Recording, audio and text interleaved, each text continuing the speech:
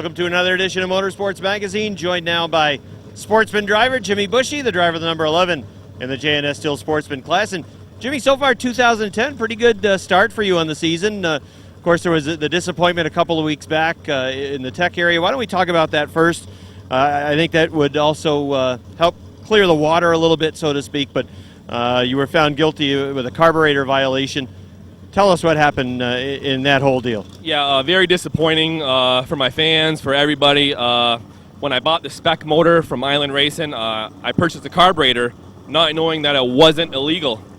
And I had no clue to everybody. I'm telling you right now, I'm a stand-up racer. You can ask anybody around here. And it really stunk because 2 years is a long time for a win, you know. And this is a very competitive division. It's very hard, but we're all legal. We're going to the front. Had a nice fourth place run last week, and I'm going there again. So you had to find another carburetors, and I'm told you went out and bought a real good one. I did. I bought, just like Robin Wood, I bought a VDL. Well, if you can buy anything like Robin Wood's, that means you're probably going to be pretty fast, because right now the 61 is clearly the car to beat. He is the class of the field so far.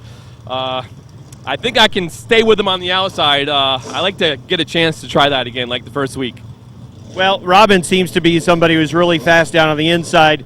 You and I were actually talking earlier in the week about how right now you prefer the setup in your car. You prefer the middle and up near the top. It does. It's I get a better run from the outside rather than, because if you pinch the car, he's really scrubbing some speed off, but he carries his momentum so much that it's not affecting his car that much. And I just like to work to the outside, and it does prevail. It does work. A couple of weeks ago, there was quite a bit of carnage in your division. You weren't involved in any of that, but last week cooler heads seemed to prevail, and it was a pretty smooth race for everybody. It was very good.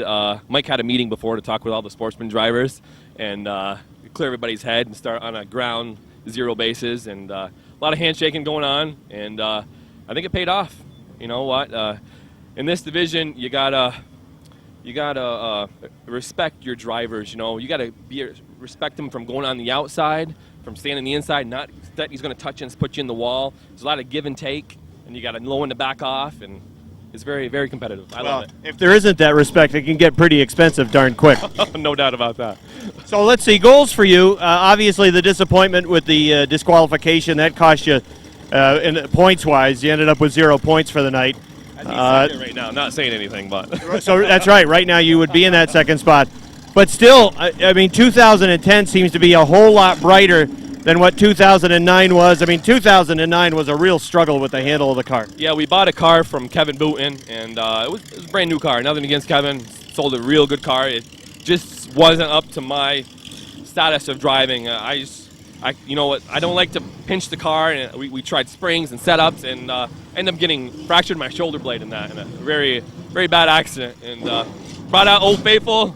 We call her Lucille at home, and she turns from day one, and put all new parts in her, and it's a 92 chassis, and she's still cranking.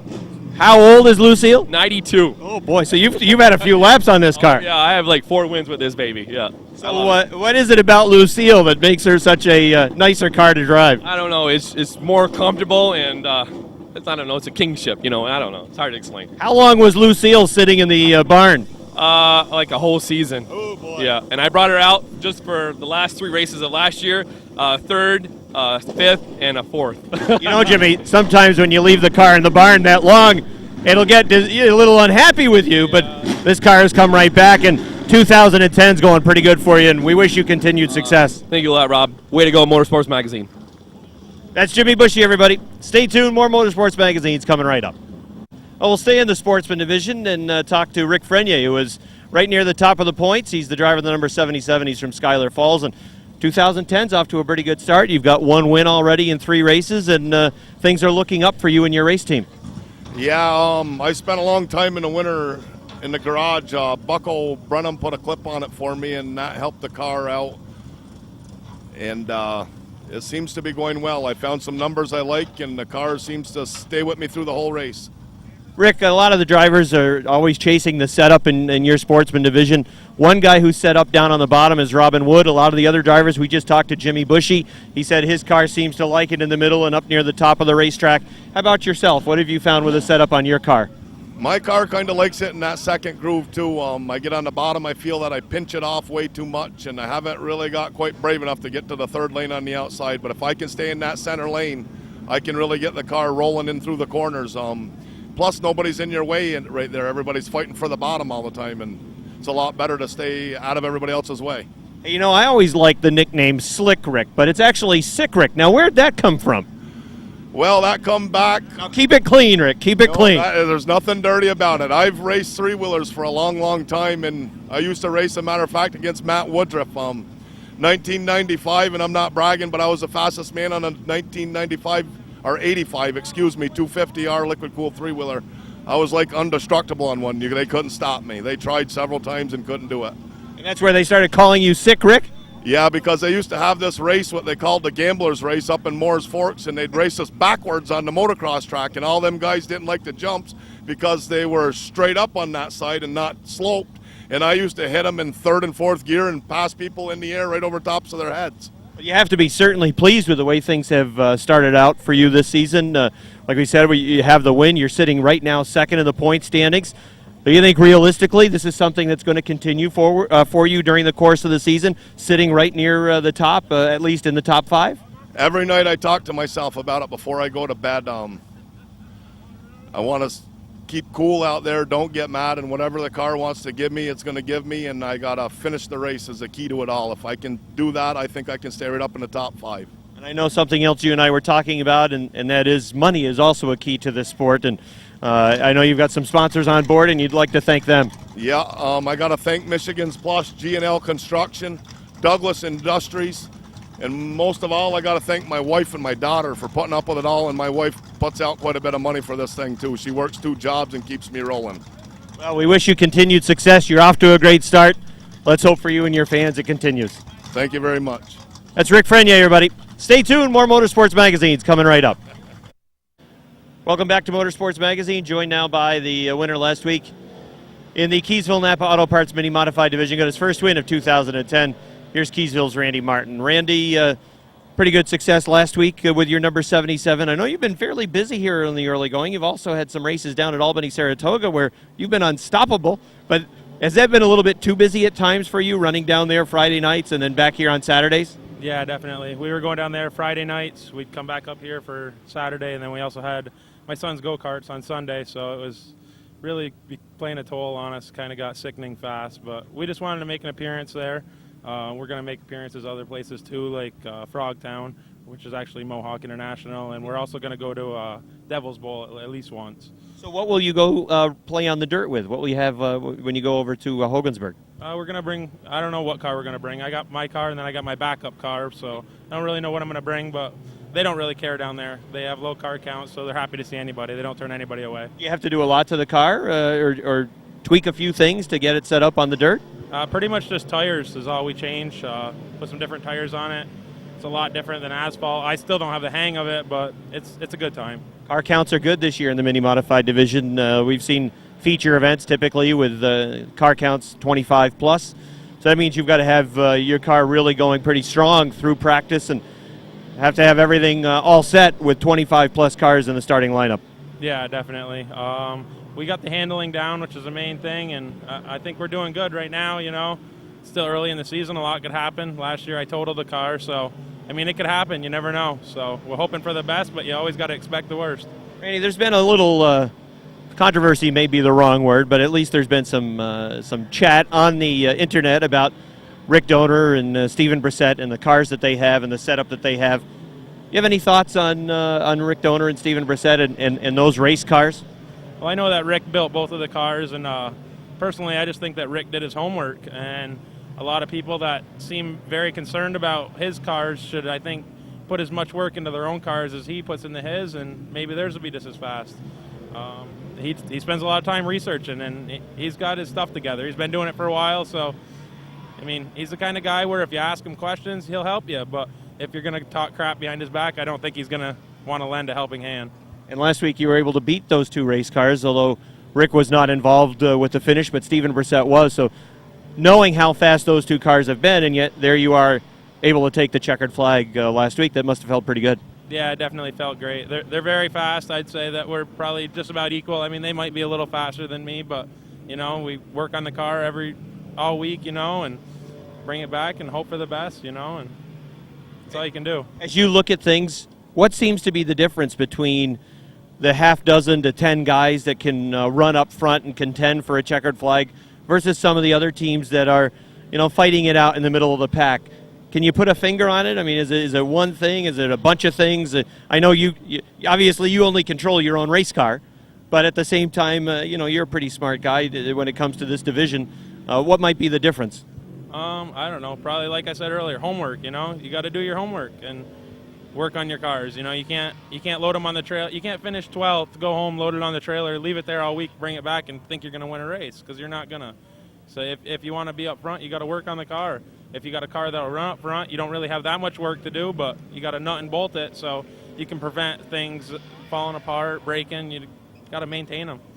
Well, you guys, no qualifying tonight for the mini modified division with the modified racing series in town, so that means practice a little more important maybe, because you've got to make sure your setup is good when you come in after practice. Yeah, definitely. I didn't know that, but whatever. Usually when we qualify with the handicap and everything, we still start mid-pack, so I don't know what they're going to do, if they're going to invert the field by points but. And that's based. Let me say that's based off of a schedule that I saw on the Modified Racing Series website. Based on that, I didn't see any qualifying listed for the mini modified division. I think the Renegades are in the same boat tonight as well as the Bombers, but I could be wrong on that. You know how things go in this business. Things change sometimes at the last second. Yeah, definitely. Well, we wish you continued success. Nice job getting the win last week, and as always, we'll be looking for the 77 near the front. Awesome, thank you. That's Randy Martin, everybody. Stay tuned, more Motorsports Magazine's coming up. Number 5 from Moores, New York, it is Jim McComb. Outside McComb from West Shazy, it's the CO2 for Craig Riel. And shotgun on the field from Brandon, Vermont, it's Vince Quenneville in the number 78. That's the field 9 strong as they take the green flag. Quenneville was a late arrival at the back of the pack with that number 78 machine. He did not get one lap of practice and grenaded that power plant last week in practice. So Vince Quenneville back. Good to see him in the Airborne Garage. Running out front, having the 3 is Dan Brown. Dan Brown picked up his first ever checkered flag in a qualifier last week here at the Airborne Speedway. He's in his sophomore season, wheeling one of these Ernie's Discount Tools modifieds, and he shows the way. 25 of Max Vien's run to the second spot. Third is Chris Gay. Fourth is the pistol number 3. And running in the 5th spot is Jason Durgan in the number 17. Durgan takes to the outside. That's a pretty good battle. They run wheel to wheel. They've done that now for a couple of laps. The 24 of Dupree, the 17 of Durgan. Out front, it's still Dan Brown. 2 Quebec drivers pacing the field yet again. Dan Brown on the 40. 25 of Max Vivian. The 18 of Chris Kaye. The 17 of Jason Durgan. How about that? Holding off the pistol Patrick Dupree. Dupree's been as fast as anybody around this half mile, and Jason Durgan's been able to keep him at bay. Durgan's running that 4th spot. Dan Brown in the number 40 shows the way. That is Max Mia in the number 25. Running in the 3rd spot, it is Chris Kaye in the 18. 4th is the 17 for Jason Durgan.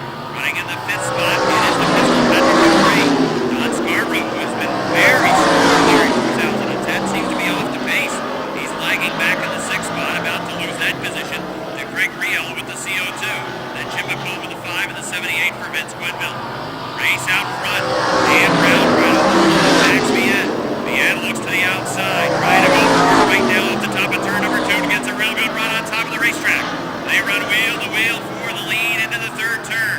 Brown down on the inside. Vienne working on the outside. Taking it right up by the wall down the front stretch. And just right next to Vienne had the lead by about a foot. Vienne will finish the pass off the top of turn number 2. Dan Brown back to 2nd.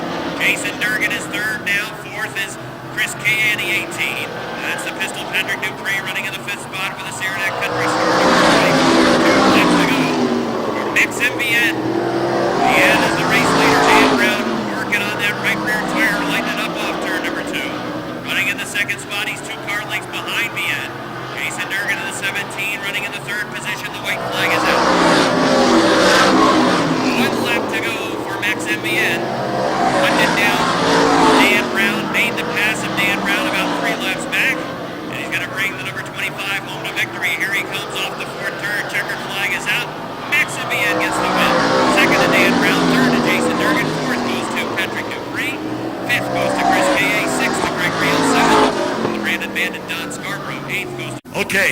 defense ready to call them out of the turn.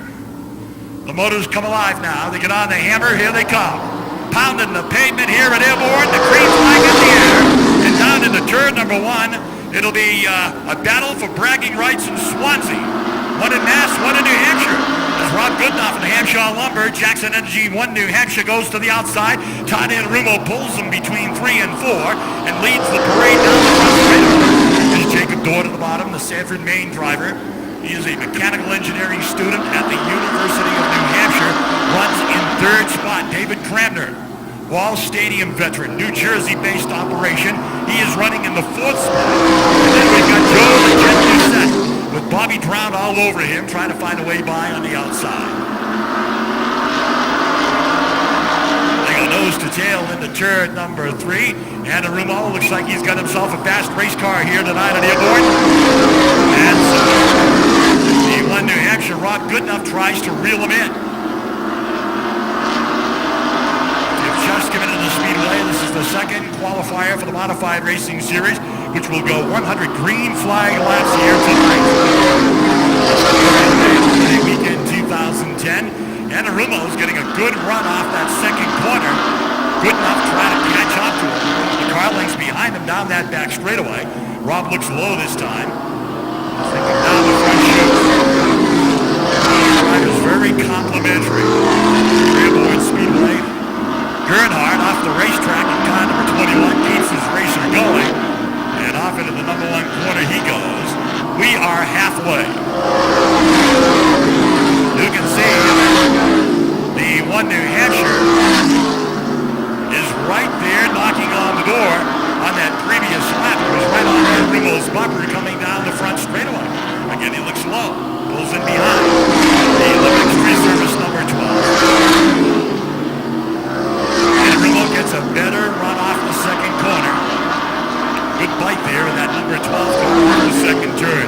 Jacob Dorr running in 3rd. David Cramner is in the 4th position. And 5th spot is the number 15 Bobby Brown, the Connecticut entry.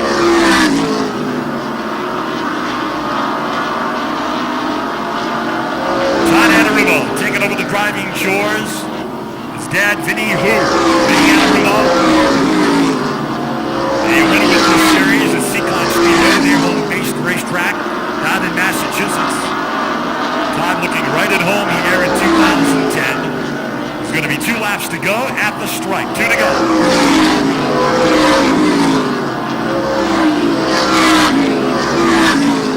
Jake Dorr running 3rd. David Cramner and Bobby Brown the top 5. Well, does Goodenough have anything for Anarumo? The white flag is up. Next time around, we'll see the checkers. Sunoco checkers presented by New England Race Fuels, the official fuel supplier for the Modified Racing Series, and it will fall to Todd Anarumo. Rob Goodenough, Jacob Dorr, David Cramner, Bobby Brown. The top 5, 6 goes to reset. Then Zackerman, the 79 car, finishes in 7th spot, and Jeff Gernhardt finishes last in car number 21. 9 cars ready to run. Sportsman qualifier number 2. Here they come along the front stretch to the green flag. Travis Bruno along the inside has the lead into turn number 2. Billy Twaits with a little wiggle and a waggle off the second turn, but he's pulling even down the backstretch into 3. Now Bruno surges back to that top spot on the inside. Bill Twaits trying to come after him with the number 69. Down to the stripe. Billy Twaits going to lead left and right. See that progressive banking certainly kick in for the 69, working right up by the wall off the 4th turn. He was able to take the lead at the stripe and now finish the pass of Travis Bruno off of turn number 2. But look who's going on the outside as well. Bucko Branham in the number 20. 2-time defending track champion goes to the 2nd spot. Bud Light number 20 car. Bill Twaits is the race leader. Right behind him is Bucko Branham in the 20. Twaits on top of the racetrack. Branham looking down on the inside. Here he goes for the lead into turn number 3. Bucko Branham just drives right on through. It's like the express lane down to the inside. Bucko Branham takes the lead with the number 20. Bill Twaits is 2nd. Jamie Beamore's moving to the 19. He's been working on the outside of race cars to get to that 3rd spot. He's up to 3rd with a red 19. Around the outside of Travis Bruno, here comes Richie Turner with the number 59. 3 wide in the 3rd turn. Howard Stoner got a piece of the left rear of Travis Bruno that sends him around. And that's going to bring out a yellow flag. There's a 3 wide move. Into the third turn. Slow pace by the front row into the third turn. Wily old veteran Bucko Branham with that number 20 about to hop on the hammer though. Here he comes off of turn number 4. Green flag is out. Branham on the inside, Thwaites on the outside. As they race off the second turn, Thwaites gets a good run off the top of turn number 2. Started to draw even, but the 20 pulls away down the backstretch. Here comes Jamie Begor on the inside. He's trying to get to the second spot. Thwaites stuck on the outside now with a 69. But again, he gets a real good run off four. Billy Thwaites is strong on that fourth turn, taking it right up to the wall. They're even in the second turn for second. The 19 of Begor, the 69 of Thwaites, still even down the backstretch into 3. Richie Turner's got a great view of the battle as he lurks right behind them, running in the 4th position. He's going to follow Begor on the inside and up to through and maybe grab 3rd for Thwaites. Bucko Branham's checking out. His lead is 4 car lengths. Jamie Begor drifts up the track off turn number 2. Billy Thwaites diving down to the inside. A little piece of the 59. Thwaites was able to collect the car. Begor was bad pushing up the racetrack into turn number 2. And you can see again he's pushing up the track into turn number 4. Thwaites coming back after him on the inside. Bucko Branham pulling away. Now the battle for second is back on. Thwaites in the 69, Begor in the 19 off of turn number 2. Begor has the nose out in front down the backstretch working on the top of the racetrack. Thwaites on the inside. Richie Turner runs right behind. Closing in as well as the number 11 for Jimmy Bushy. He's in the 5th spot. He's trying to close in on that 4th position that right now Richie Turner has. Nick Haywood as well in the 29. It's not close out front, but there's good racing for spots 2, 3, 4, 5 as they run side by side for those positions. 2 laps remain for Bucko Branham, and he's got a comfortable lead. It's a half front stretch lead over this battle for second between Thwaites and the 69. The 19 of Jamie Begor is about dead even at the stripe. Travis Bruno's going to limp back to the garage area with his number 33. Battle for second continues. White flag is about to be thrown on the field by Chief Starter Weasel Bruno. Bucko Branham with 1 lap to go. Cruising out front. Jimmy Bushy has joined the battle for second. 3 cars battling for that second position. Diving down to the inside as Thwaites pushes up the track. Now 3 cars going after that second position. Begor has second on the outside. Here comes Bushy on the inside trying to get to that second spot. Checkered flag for Bucko Branham. The race on for second. Here they come off turn number 4 down to the stripe, and it looked like Jamie Begor by inches hanging on for the second spot. Jimmy Bushy with a late race close with that number 11 to make it very interesting for second. He'll end up 3rd, 4th goes to the 69 of Billy Thwaites. Gilligan in the 77, Mark Fuster the 44, the 199 for Brandon Atkins, Stone Cold Steve Brissett the 59, Dave Perrin the 48, Gregory. Marno's 11 we mentioned earlier, the Jason Chris 33, and Justin Donors number 1 will go at the back of the pack. It's a 4-wide scramble up the backstretch. Archer's taking the lead, but they're 4 wide for that number 2 and 3 spot. Bordeaux on the inside in the 0A, and look out, they get sideways coming off that 4th turn as they scramble for spots down the front stretch into turn 1.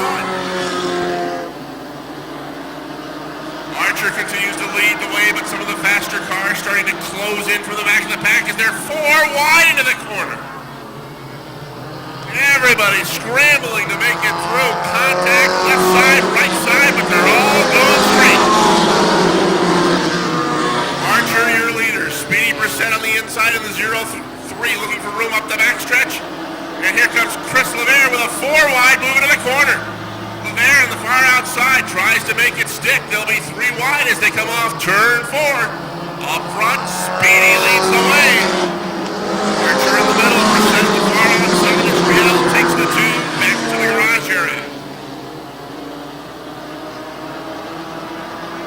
Howard Drake off the backstretch at the 39. He's got that car refired. LeVere is your new leader. Brissett is back to second. Extra distance for the mini modifieds tonight as they'll go 20 laps. Archer's 23 runs in the 3rd spot. The Brown turn is 4th. Captain Thunder's up to 5th. Collins runs 6th. Jamie LaFountain with a 3-wide move on the outside moves to the number 7 spot. Gilligan is 8th. Stone Cold runs 9. And Matt Russo rounds out your top 10. The 11th spot is Kurt Seymour in the 35. 12th, Chris Clark in the 77 New York. And the 13th spot goes to Kurt Seymour Jr. in the 357. Justin Donor is 14th. And the 15th spot goes to the 21 car up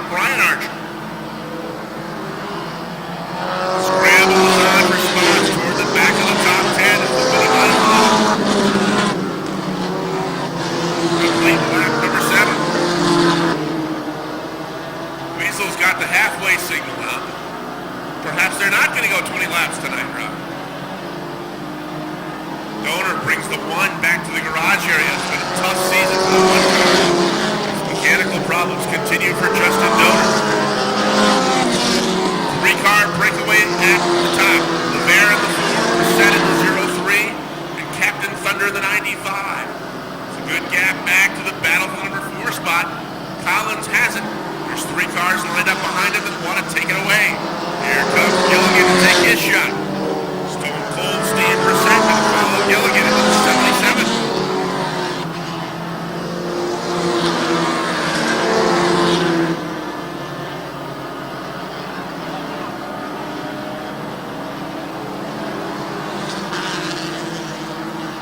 There'll be 5 to go next time by. They're going to run at 15 laps. There, problems in the 4 car.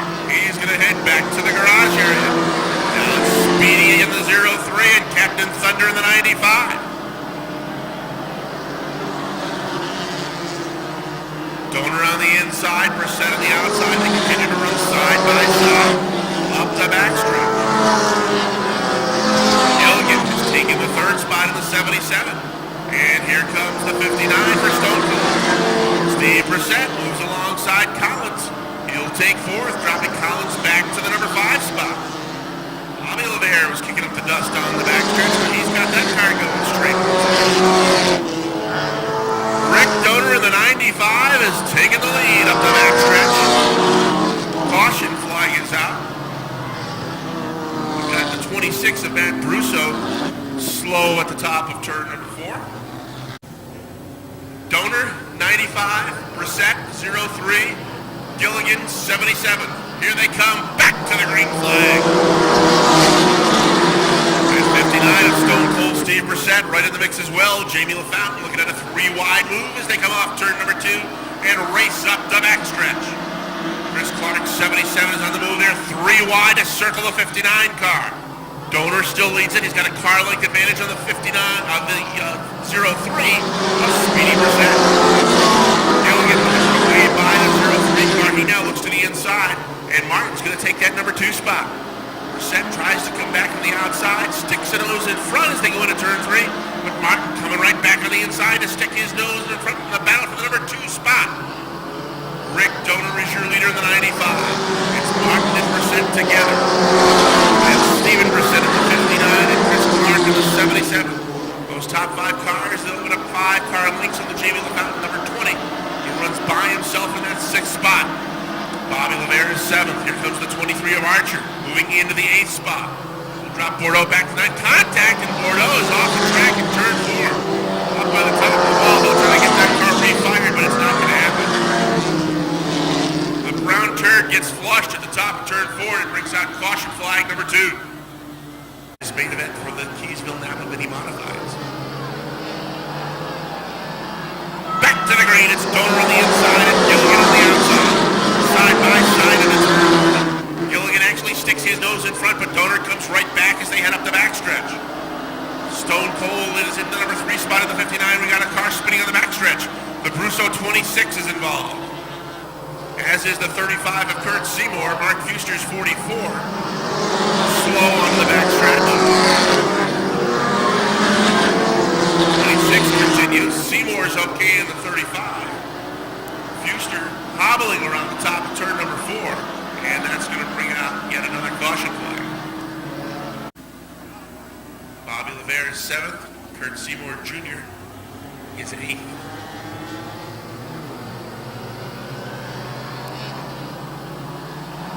Back to the green. Donor on the inside grabs the lead, drifts up a bit as they head up the backstretch. Does that open the door to the inside for Gilligan?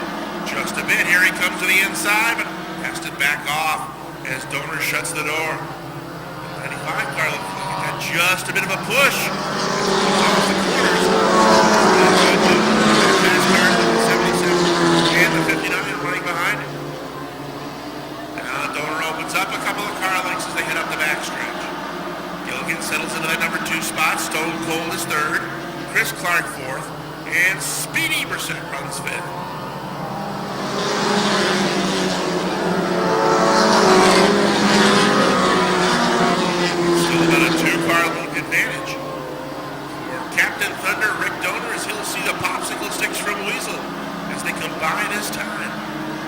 Only 2 laps to go for the captain.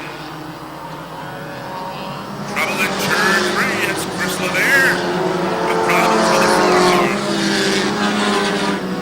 You see the damage to that auto. Howard Drake had some problems in turn 4, but he did a nice job holding on to his car. Stay green. Donor, Mark, Brissett, goodbye to Gavin. What should have been the white flag? There it is.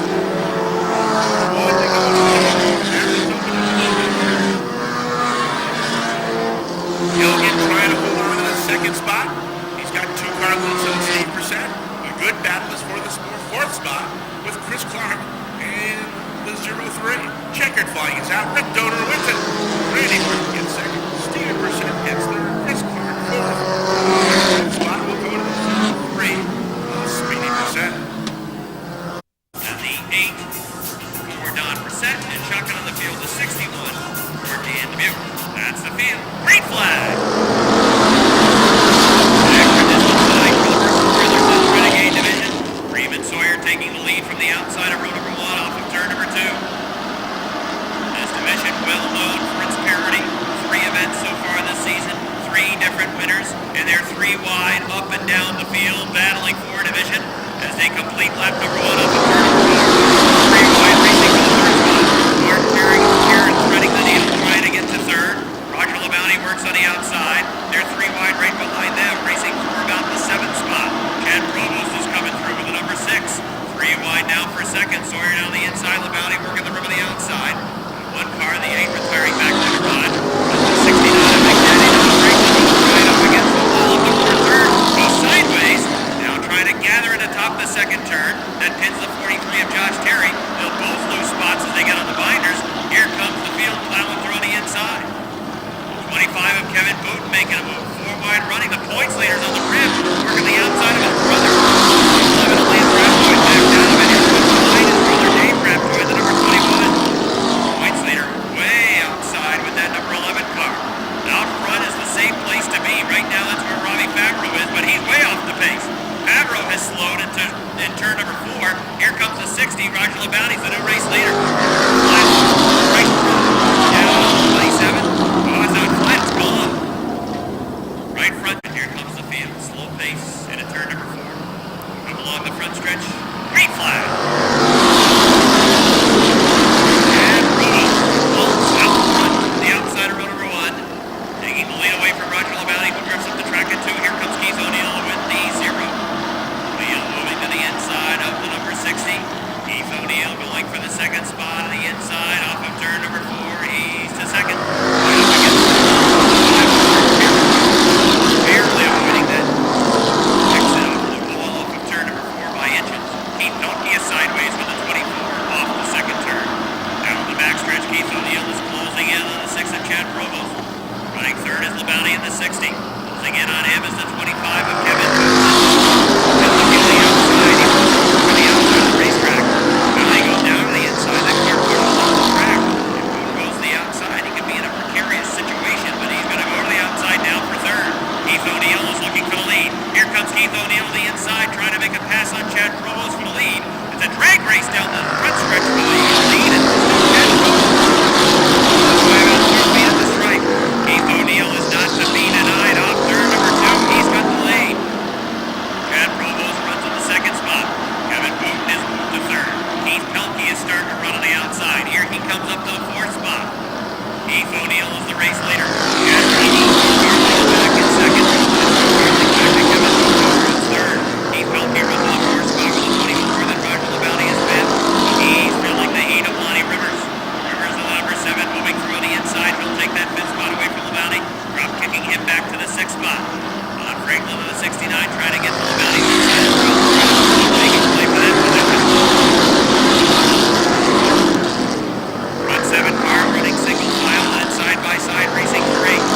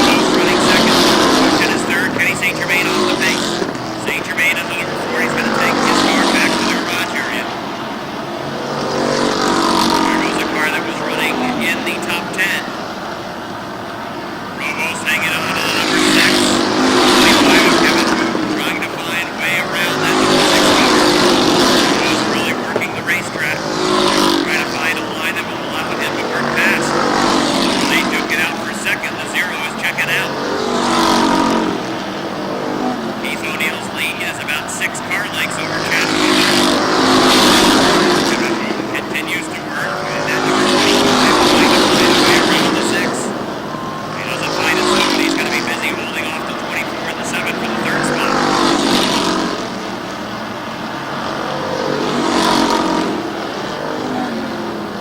Keith O'Neill is lead closed a little bit and went back to about 4 cars. Chad Provost on the number 6 car. You can see O'Neill really wrestling that car over in turn number 2. Have to wonder if maybe the handle is starting to go away. Battle on for 4th, Lonnie Rivers. And the number 7 taking the 4th position away from the number 3. Halfway for the race leader, Keith O'Neill. Matt Leary off the base of the 26. He's headed back to the garage area. Missed the exit ramp. Is able to wrestle it to the right and head it back to the garage. And Provost is closing in. The handling is starting to go a little bit on the 0 car. With a 6-car length advantage, down to about 5. Continues to try to close up. 25 of Booten. He's looked high, he's looked low. And he has not been able to find a way past the 6. Lonnie Rivers is closing in.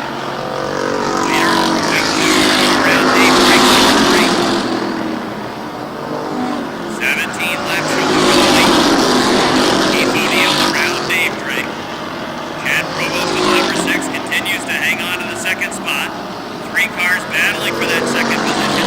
Provost, Booten, and Lonnie Rivers. Provost goes high off the 4th turn. That gives some running room to Lonnie Rivers as they had to work 3 wide around. And Dave Drake. Rivers right now is into the 3rd spot. 4th is Booten in the 25. 5th is Keith Pelkey. Points leader Lance Raptoy is up to the 6th spot. 7th is Don Franklin. 8th is Joe Warren. 9th is Robert Bentley. Rivers quarters out to the top 10. Lonnie Rivers to the inside of Chad Provost. Racing teammates battling for the 2nd spot. Lonnie Rivers through on the inside. He will take 2nd. Here comes Kevin Booten trying to get through on the inside of Provost. Trying to take the 3rd spot way down. And behind that number 6 car for many laps could not find a way around. Lonnie Rivers was. Lonnie Rivers trying to eat into the deficit. Keith O'Neill is built up, running out front. The advantage, I should say, that O'Neill is built up. O'Neill works around the 16 of Hanson. Trying to go around the 36 of Drago. Working the left traffic, the 7 is close to 2 car lengths. This could get very interesting. Down the backstretch, Booten running 3rd. Keith Pelkey has moved past Provost into the 4th spot. And here comes Lonnie Rivers seeing room down the inside of Keith Pelkey. It's interesting. Now, O'Neill on the outside. Lonnie Rivers on the inside. He's got the opening touch over in turn number 2. Down the backstretch, Lonnie Rivers has the lead. Lonnie Rivers almost making that look too easy with the number 7. And taking the lead now down the front stretch. 2nd is Keith O'Neill. Kevin Booten continues to run 3rd. Keith Pelkey in the 24th in the 4th spot. Chad Provost solid in the top 5. Lance Raptoy is 6th. 7th is Joe Warren. 8th is Don Franklin. 9th is Robert Gordon. 10th is Josh Terry in the number 43. 11th is Robert Belly in the 60. 12th is Larry Underwood in the 73. 13th would be Mark Barrett. And 14th, I believe, it's still on the lead lineup is the 51 of Sawyer.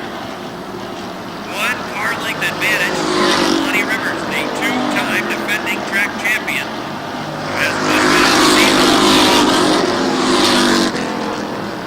Lonnie Rivers' lead is 2 car lengths over Keith O'Neill. Trying to close in on O'Neill is Kevin Booten in the number 25. Rivers coming into tonight's racing action 20 points behind Lance Raptoy. Raptoy is running in the 6th position. Lonnie Rivers is starting to pull away.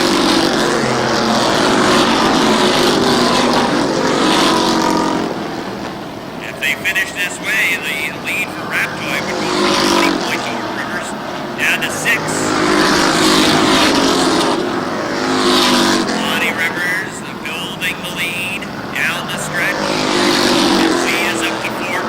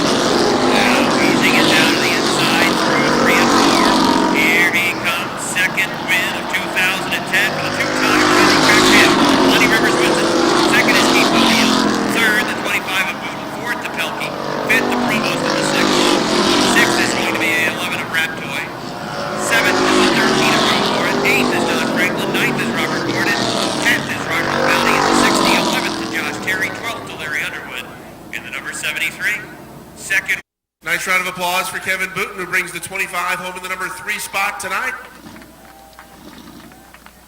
And there's Keith O'Neill hopping out of the 0. He gets second. And it's win number 2 on the season for Lonnie Rivers in the number 7. And let's go downstairs. Rob Knowles standing by. Take it away, Rob. Okay, Rick. Just like Rick Donner in the mini modified division, he was the first driver in the division to get his second win. Lonnie Rivers becomes the first driver in the Versatile Trailer Sales Renegade division to get a second win in the 2010 racing season. Lonnie out of his car, give it a nice round of applause, everybody. The two-time defending track champion is on the board again with his second win of the year.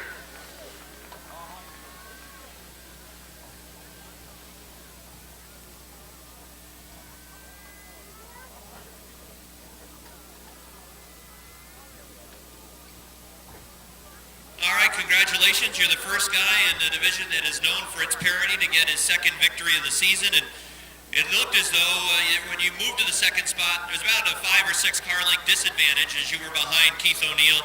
Looked like Keith's car started to go away a little bit, and you were able to capitalize with your car handling down on the inside.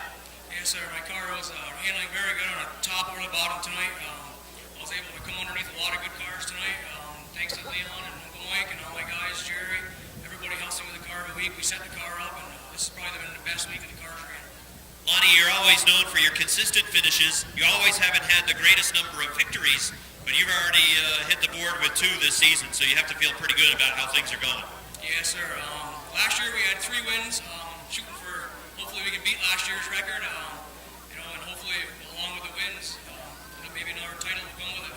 Well, you're off to a fine start. This will move you, I believe, by my math unofficially, to 6 points within Lance Raptoy. A lot of races to go, of course, but another nice job tonight. Excellent job working to the front. Yes, sir. Thank you very much. Just want to thank a lot of my sponsors, Taylor Rental, Lake Champlain Roofing, CNR Country, Champlain Transmission, Bobby Chris Construction. There's a lot of names in the car. These are all the people that help me every year, and hopefully I make them proud. Congratulations, fine job. Thank you very much. All right, that's Lonnie Rivers as he gets win number 2. Keith O'Neill ready for a restart. The VN's gonna try it again. Here they come. Off of turn number 4 down the front stretch. Hammer down, green flag. Better start that time for Dan Brown of the 40. Again, drifting up the track. Here comes Durgan to the inside. Leon Gagno's already gone around the outside. Patrick Dupree's going around the outside as well. Max Mbiet has taken the lead from his father. Max Mbiet is the race leader. Leon Gagno goes to second. Michel Mbiet running in the 3rd spot with a 46. Gagno to the 2nd spot. Here comes Patrick Dupree. The Saranac Country Store, number 24. 2008 Airborne Track Champion, has won twice already. He is looking to strike out the field with a 3rd victory tonight. To the inside of Leon Gagno. Gagno holding on to that 2nd spot. Dupree moving to the inside down the backstretch. They run wheel to wheel for 2nd. Here comes Jason Durgan as well, working on that right rear tire. Durgan is up to the 4th spot. Back to 5th is Michel Mbiet.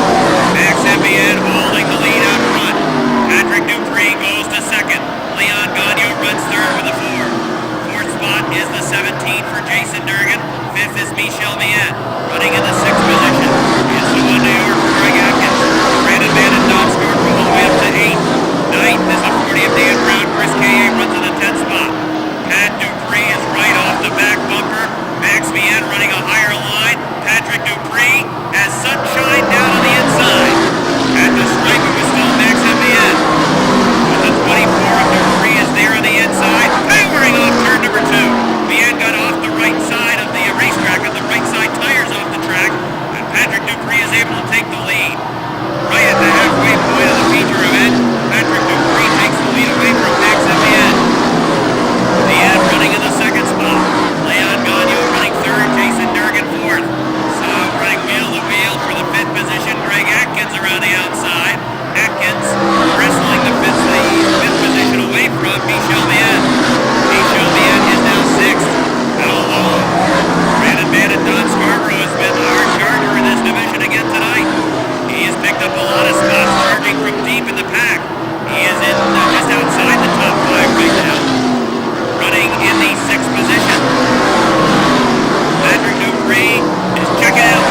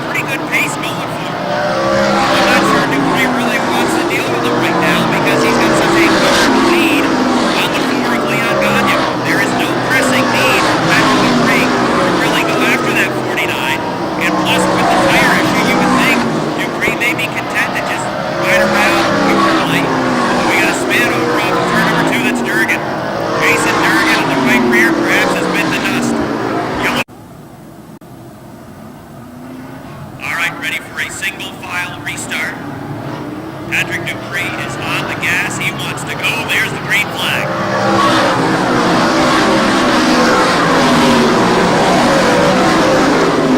Well, the tires hold up. Don Scarborough's are. He's moving up to fourth. Scarborough on the inside of Greg Atkins, trying to take that fourth spot away. Scarborough to the fourth position. He's got it. 2 laps to go. And Scarborough get into the top 3. And can this will be a great drive. Out front, Patrick Dupree. His lead 4 car lengths. Leon Gagnon nestled in the second spot. White flag is out. Martin into the top 5. He goes around Greg Atkins. Final time around for the pistol Patrick Dupree. Here he comes off of turn number 4. Win number 3 for Dupree. Gagnon second, third, Bian fourth. Scarborough fifth, 6th, Atkins. 7th to Michel Bian. 8th, Dan Brown, 9th, Chris K.A. 10th, Mike Riel. And as Patrick Dupree picks up his 3rd victory in 4 events, he will increase the point lead. On the Englefield Ford, number 4. He's back in victory lane once again. All right, Rick, we'll get a word with Patrick Dupree. He's out of his car. He'll make his way around this way.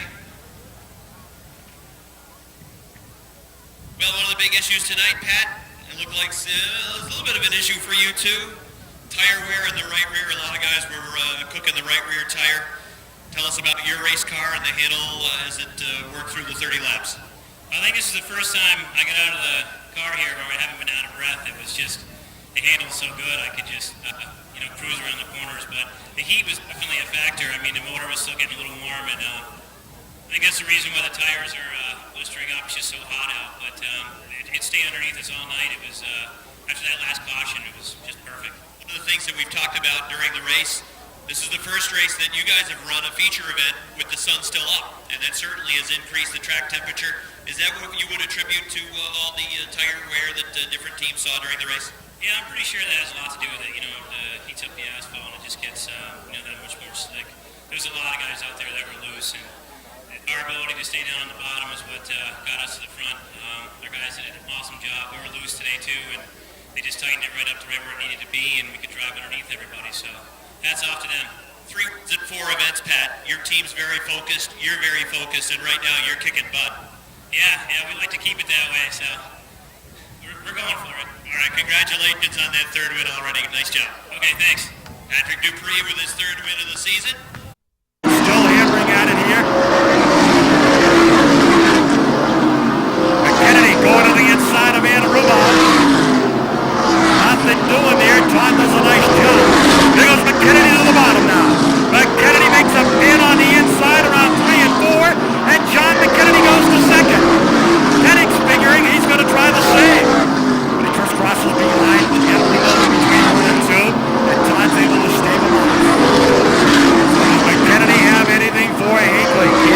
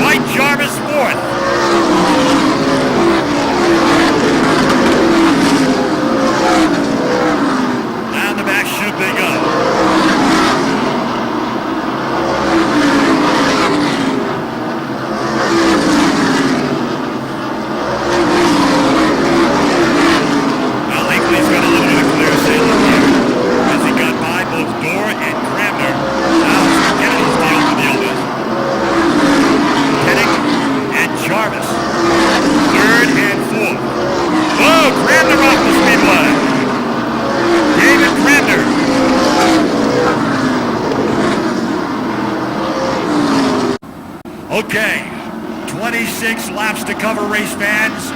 Hope you're enjoying the ground-pounding modifies of the Modified Racing Series. John Spence turns them loose. Green flag over the speedway. Goodale goes to the bottom of Carl Pastiak. Here comes Rowan Pennick now down the back straightaway.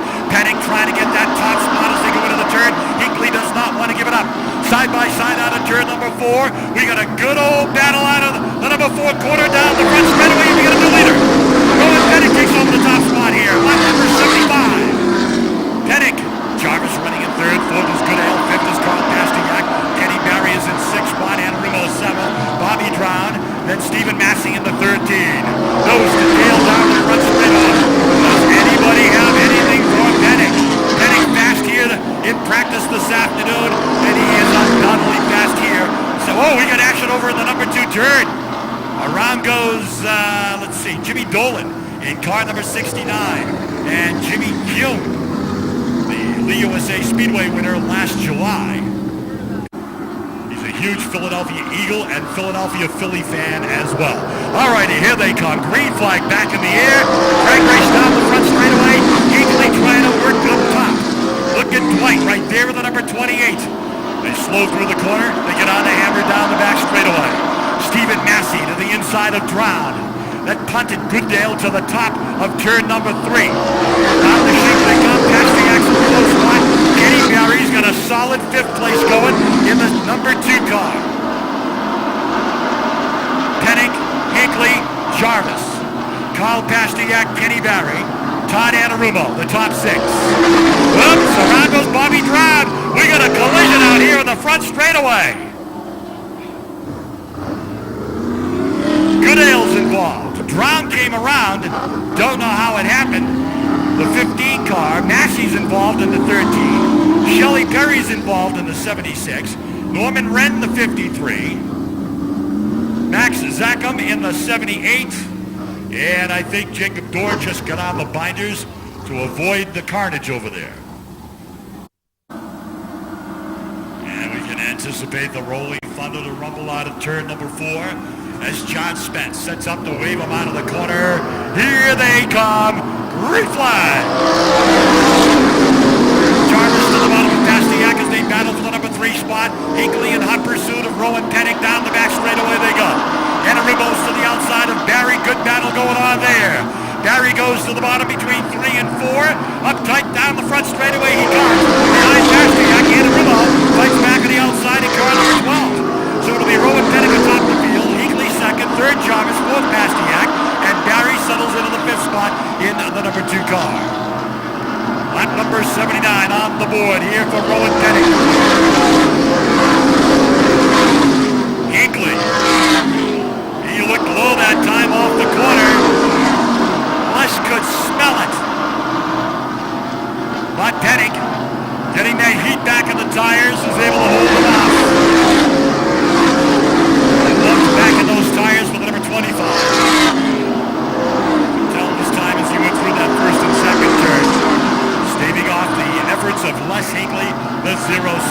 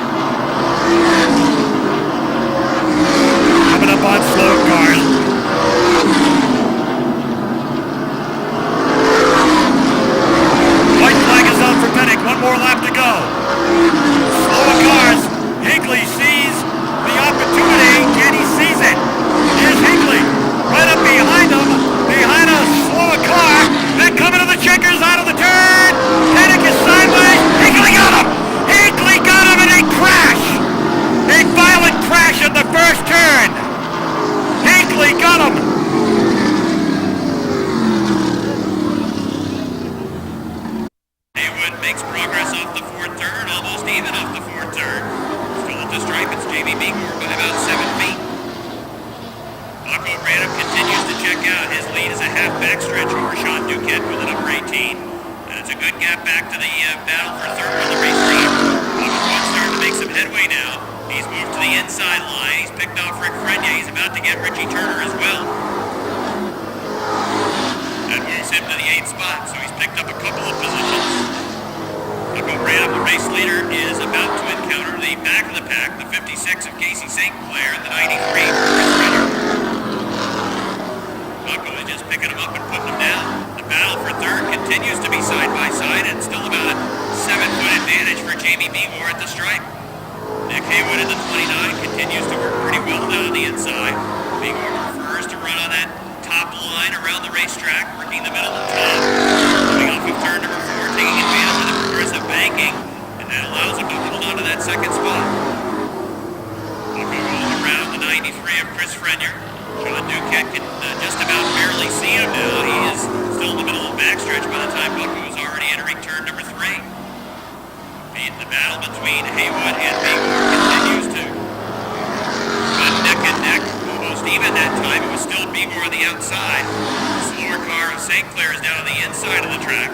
But there's 3 wide running room as Begor goes again to the top of the racetrack off too, so he did not pitch Haywood off behind the slower car. And they continue to run side by side around the speedway. They've been running this way now for the better part of 6 or 7 laps. And that time at the stripe, Nick Haywood had the 3rd position away from Jamie Begor. Begor back to 4th. Moving into the top 5 now is Jimmy Bushy with the number 11. Look at Robin Wood going 3 wide to 3. Robin Wood backed out of it in the last second.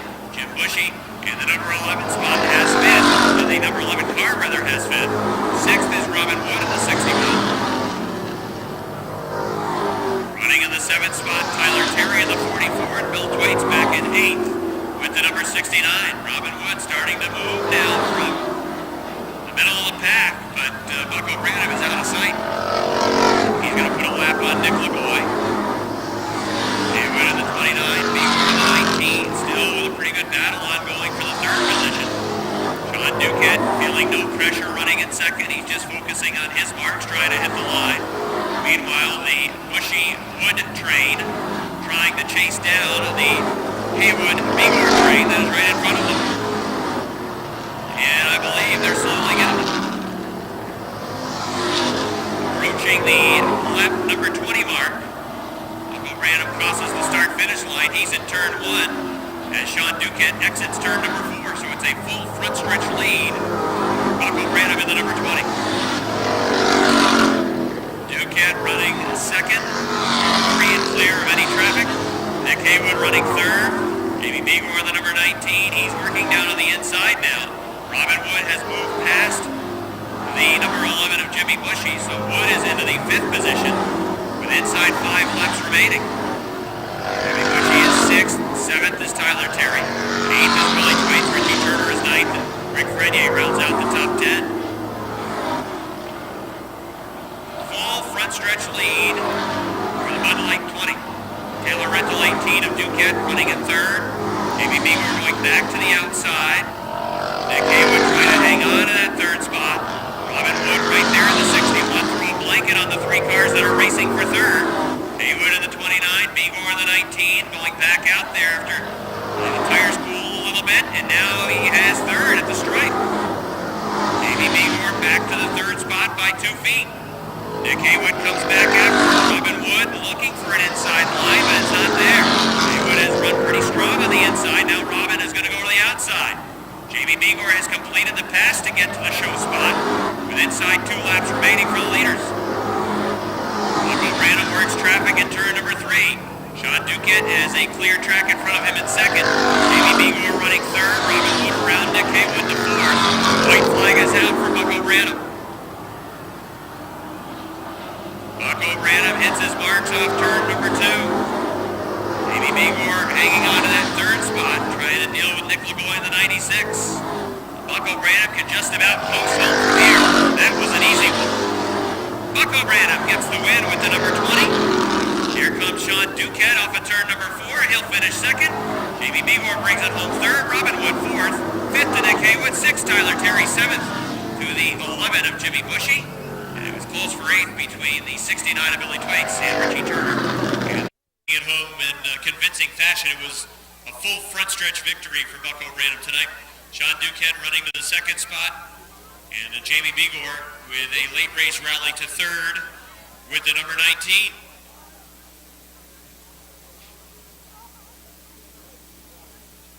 All right, Bucko's out of his car. Give a nice round of applause, everybody. It's win number 1 of 2010.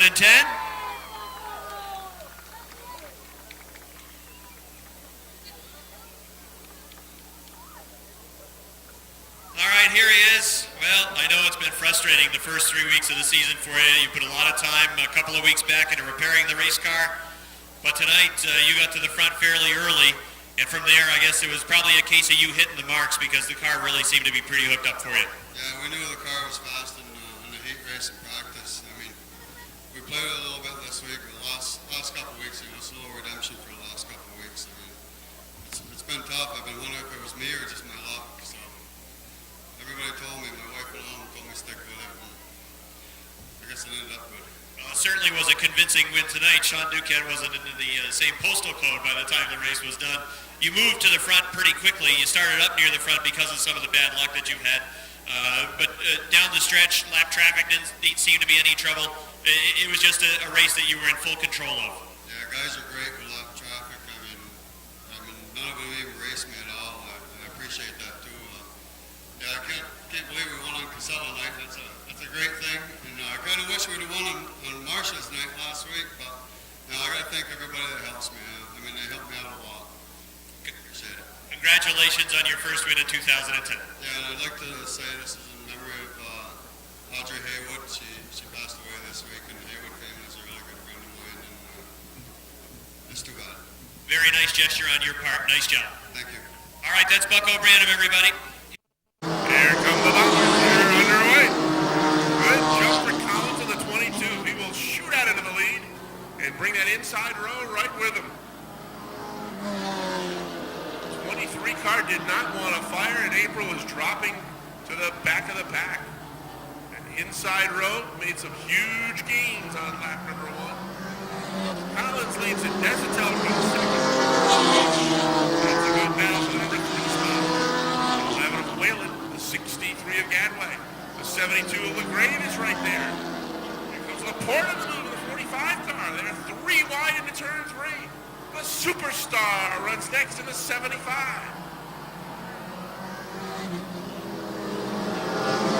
Trouble on the front stretch as Gadway got into the 72 of Curtis LaGrave, and an excellent save by LaGrave. That car was headed right toward the wall. Curtis got it straightened out, and he made a great save on the front stretch. Chad Collins has opened up ground on the battle for the number 2 spot, which has now been taken over by Mike Whalen, number 11. Desitel drifts a little bit high. He's going to lose the 3rd spot. Brave moves up, takes 3rd. Here comes Joyle. Here comes Laporte. They're all going to go zooming by.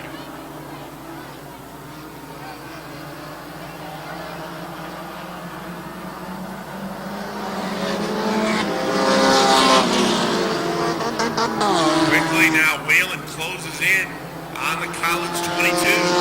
Side by side up the backstretch. Joyle and LaGrave right there for the 3rd and 4th spot. Top 4 cars run together as they come off turn 4. Mike Whalen is your new leader. Trouble on the Collins 22. He's off the pace. And he looks to be headed back to the garage area.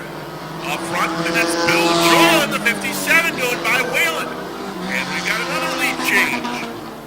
Bill Joyle in command. Whalen back to 2nd, LaGrave is 3rd. 4th spot goes to the truck, 45, and he's followed by the superstar. Duravage is up to 6. Richner now runs 7th. He was the one that took a beating on that initial start as he got caught behind the 23 car and lost a ton of ground.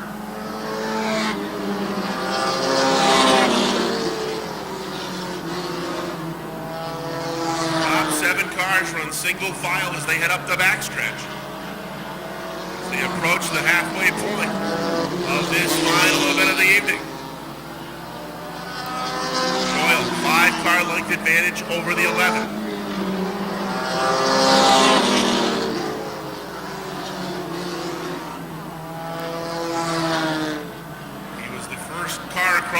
line last Saturday night.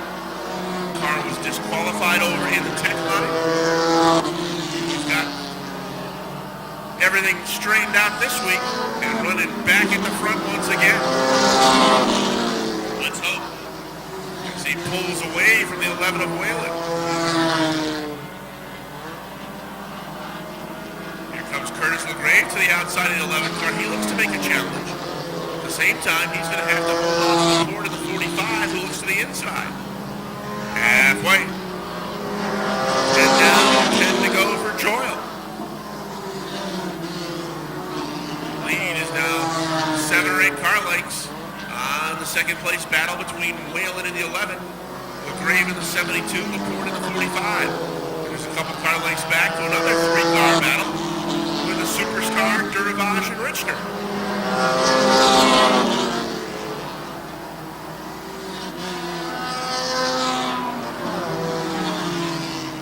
Bill Desatel has his 36 car running in the 8th spot.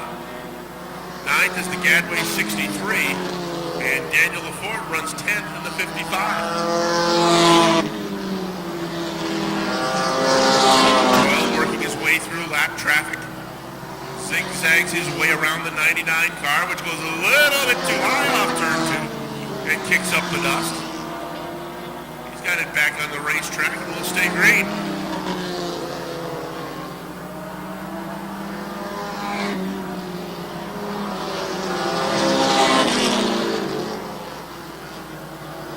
Bill Joyle enjoying just another Saturday night at the racetrack with a comfortable lead over Mike Whalen and Curtis LeGrave.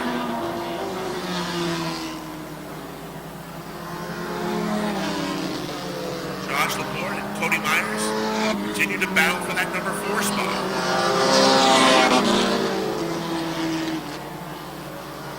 Only 5 laps to go. Next time Bill Joyle crosses the start-finish line. And here comes LeGrave looking to the inside of the Whalen 11. The battle heats up for the number 2 spot. Inside LeGrave sticks his nose in front. Whalen trying to come right back. He'll now settle the third. Myers has got around the 45. He'll take the 4th spot. See if Curtis LeGrave has got anything to try and run down Bill Joyle. Right now it's still a huge lead for the 57.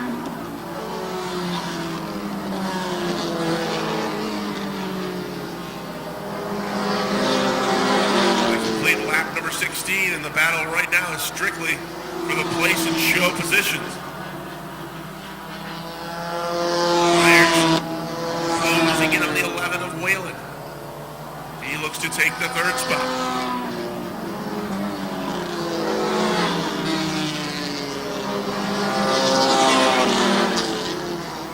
Another good battle, just a couple cars back from that, between the Richner 21 and the Josh Laporte 45. They run side by side up the back stretch. That is a battle for the number 6 spot. 2 to go this time by for Bill Joyle.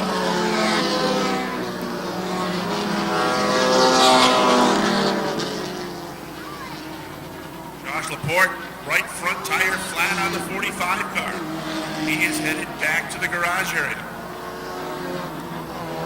Moves Richner into the number 6 spot. 3 wide, trying to get through lap traffic as they come off turn 4 for the number 2 spot.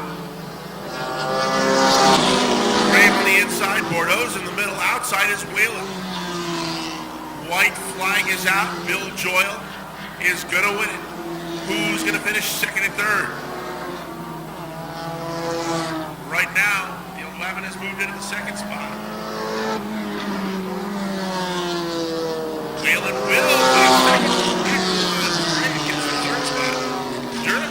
Works his way up to finish 4th. And the Superstar, Cody Myers, will finish in the 5th spot. Okay, thanks, Rick. We'll talk with Billy Joyle in just a second. Mike Whalen finishes 2nd with his number 11. Curtis LeGrave brings his 72 home in the 3rd spot. There was a close battle for the 2nd position. In the final couple of laps, Billy Joyle's out of his car. Give him a nice round of applause as he gets the win. Bill makes his way around. We did this last week, Bill, and something went wrong over there. What went wrong exactly? Well, we had a little mishap in the tech garage. They found aluminum crank pulley, but it didn't make a difference. That was last week. You made whatever changes they told you to make, and you were back here again on Saturday night, and you took it to everybody again. That's correct. Like I said, handling's 100%. I can wheel it around in a corner, any room I stick it in, it sticks. No problems with lap traffic either, it seemed. Everybody seemed to behave pretty well as you approached. Yeah. I mean, I got a little scared once, but it went through all right and made it through. And working your way to the front didn't seem to be much of a problem either. Again, the car was handling exactly how you wanted it to. Yeah, anywhere I put it, it goes. Well, congratulations, and this week, get through tech over there. I hope so. I'd like to thank my sponsors, Mountain Valley Logging, Bridge Street Auction Service, the Boat Society Cleansing, visit my Facebook, Rosano Trucking, Twaits Firewood, and Mad River Pizza. Thank you. All right, that's Bill Joyle, everybody. Nice job, Bill. That will wrap up another Motorsports Magazine from the Airborne Speedway in Plattsburgh. In the modified division, Patrick Dupree is looking stronger and stronger every week. Yeah, he really is getting the job done, Rick. A lot of teams dealt with tire wear issues this week, changes with the track temperature, of course, running in the sunlight, and we saw a lot of teams blister the right rear. Patrick Dupree was just blistering the field, and he is clearly in a groove and looking to reclaim the track championship. Martinois had issues, the defending track champion. He ended up fairly early in the race having to bring out a yellow flag with a tire that went down. He rallied, still had a fairly decent finish, but when the guy you're trying to chase down is finishing first and you're finishing somewhere else in the pack, you're losing ground every single week. And Patrick Dupree, right now, there are no errors or mistakes being made by that team. In the sportsman division, perhaps the easiest win in the long career of Bucko Branham. Well, have you seen all the wins?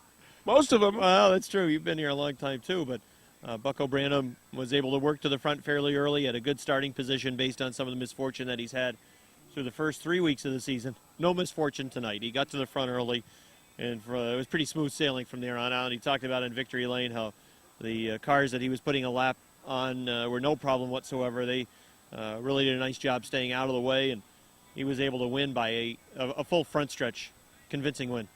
Another win for Lonnie Rivers. Now that was a very solid race for Lonnie Rivers, a well-driven race by Lonnie Rivers. He had to work through traffic, had a good battle with the zero of Keith O'Neill at one point to get to the front. And Lonnie Rivers is another driver that has closed the gap. Was a 20-point deficit between himself and Lance Raptoy coming into tonight. I believe by my unofficial math it'll be somewhere inside of 10 points, perhaps closer to 5. By the time the points are figured out going into next week. But there's a lot of good cars in that division. It's our division of parity, and we say that on a fairly regular basis. And Lonnie Rivers was able to get his second win this early in the season. That's a testimony to that team. Breaking news in the mini modifieds. Oh, no. Really? It's so breaking? I haven't even heard it yet. Is it official? Well, the last thing we have heard is that Rick Donor has been disqualified, and Randy Martin inherits the win. Steve Brissett moves up to second, so that's back-to-back for Gilligan. Wow, Gilligan is going to parlay that into a closer tights battle as well. Not tights battle, points battle. Tights battle would be interesting. That's what we'd see at the Ballet. But thankfully, we don't see that here at the Speedway. Anyways, another disqualification over in Tech. This time, Rick Donor gets caught with a 95. And a lot of people have been speculating if things were going on with a 95 team. Well, they found something this week over in Tech, and I'm sure that will make for a lot of discussion this week on some of the internets. With a lot of people, do you mean Gene? No, there may be others as well. I think there were others, maybe even some drivers within the division that might have, I told you so. Speaking of disqualifications, last week Bill Joyle gets DQ'd, but he comes back and wins powerfully in the Bomber division. Yeah, he really took care of business as well. They apparently made the change. Hopefully they made the change. Let's hope they weren't crazy enough to put the same thing back in, but he dominated the field. Unfortunately, our final two feature events of the night they both kind of went the same way. There was a good battle for second and third in both of those races, but there was no battle up front. Bill Joyle with a dominating win in the Bummers. And there is no doubt the best finish of the night goes to the Modified Racing Series. A lot of tempers when that race was done. It was almost dangerous to be down walking onto the track. Of course, you're sitting up here in the safety of the booth. I'm down on the track. There's two spotters about ready to go at one another right by the fence. No security around. And then the two guys get out on the track. The drivers, fortunately, were separated a little bit, at least by friends and family and crew members. But Les Hinckley with some pretty fiery comments over the PA. And Rowan Pinnock, who was from Pennsylvania, wasn't very pleased as well. Both drivers with cars that were pretty wadded up in turn number 1, although late word was that Hinckley's car maybe not as severely damaged as Pinnock's. But that race appeared to be Hinckley's for most of it. And then Pinnock, who I think was the show of the race, to be honest. I mean, he started deeper in the field. He worked the outside of the racetrack, picking them off one car at a time, managed to get to the second spot, got the lead on a restart, never relinquished it until the final turn. And that race result certainly will leave the fans talking about the Modified Racing Series, if nothing else. And I would hope that the Speedway officials will think about a return engagement for the Modified Racing Series in 2011. Certainly the Modified Racing Series, impressive from top to bottom. And I'll tell you something else, Rick. The crowd that was here tonight, and granted, sometimes when there's an inflated price, when we bring in some of these touring groups, we don't always see the type of crowd that we saw tonight. So I think the people in the greater Plattsburgh area wanted to see the asphalt modifieds, wanted to see their performance on this racetrack, see how their cars would handle. And there was a lot of passing, I thought, in the middle of the pack, maybe not so much at the front of the pack, but in the middle of the pack there was a lot of wheel-to-wheel racing action. A very exciting race, I thought. And again, you get the full sensory experience, too. The power of those cars, the sound of those cars. And again, let's hope that we'll see them in 2011. And it was a great crowd here at Airborne tonight, just about jam-packed. Award time. We'll start this week with the Frenier's Fast Award. This is for the Hard Charger of the Week. And our vote will go to Stephen Brissett. We talked before we came on camera, and it was pretty much unanimous. Brissett got here late and started well at the back of the pack in the mini-modified division and worked his way all the way up into the number 2 spot. So the Frenier's Fast Hard Charger Award goes to Stone Cold Steve Brissett. Did he get any practice at all, actually? None. So he came out for the qualifier and wasn't as fast typically as we see him in the qualifier, but he worked the traffic extremely well on his way to a very good finish in the mini-mods. Watson Glass Driver of the Week. And I know what you're going to say after I make my pick. Let me ask you a question. Who is the best baker in all of Canada? Oh, well, that's going to be Michel and Max MVN from the Regal Bakery. And the Regal Bakery is the official bakery of the Motorsports Magazine show. They make the best products available. Field tested by. And I'm going to give Max the Driver of the Week award. I agree. I think that was the first top 3 finish for Max VN in the Ernie's Discount Tools Modified Division. Tires, I think, were going away for him a little bit. And then you look at the company that was right in front of him. Patrick Dupree was able to pass fairly easily. He put up a pretty good fight against Leon Gagnon. Leon was able to get past him to finish in the second spot. But kudos to the Racing Baker, half of the Racing Baker family that's here at the Airborne Speedway. Max VN, he gets the Driver of the Week award. We want to thank our underwriters for the Motorsports Magazine program, Ormsby Realty and Adirondack Water Systems.